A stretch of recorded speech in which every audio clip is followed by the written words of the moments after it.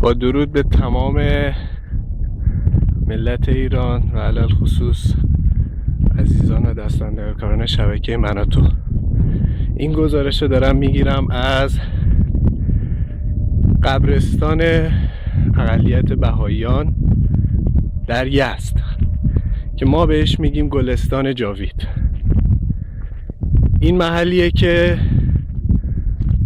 سومین محلیه که بعد از انقلاب در اختیار بهائی‌ها قرار داده شده تا مرده‌هاشون رو توش دفن کنن، ولی در تمام این سالها هیچ کدوم از این محل‌ها از اذیت و آزار دوستان در امان نبوده. همینطور که می‌بینید حتی یه سنگ کوچیک که برای نوشتن اسم مرده‌ها روش استفاده می‌شده اینجا شکسته می‌شده. بارها و بارها همین محل که می‌بینید مورد تخریب قرار گرفته. با زحمت بسیار و وسط بیابون اینجا با هزار سختی درختی کاشته بودن و با تانکر آب می آوردن اینجا به این درخت آب میدادن.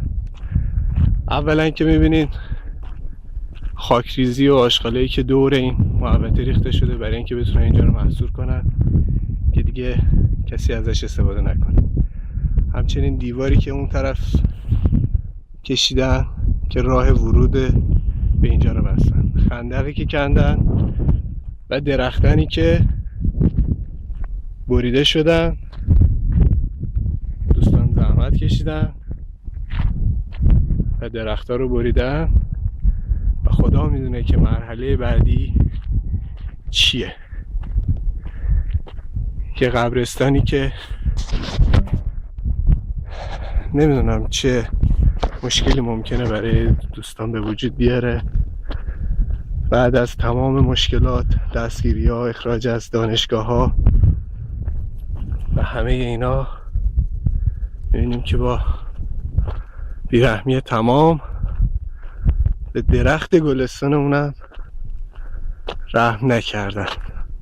ما بخوایم بریم بمیریم هم راحت نداریم.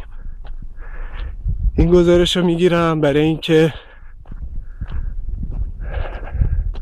صدای مظلومیت همه مردم ایران علل خصوص بهائی‌ها به گوش مردم دنیا برسه و به دستاندرکاران این قضیه، به این دوستان بگم که ما هستیم و تا آخرین قطره خونمون برای دفاع از حقوق از دست رفتمون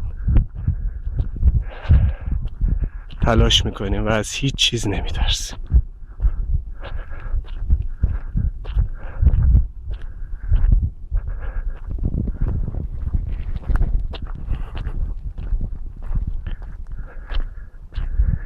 درختانی که بیش از 30 سال با زحمت فراوان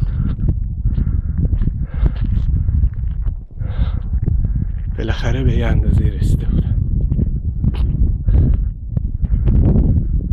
من شمیم هستم، اینجا یزده و این گزارش را برای شبکه من و تو میگیرم. متشکرم.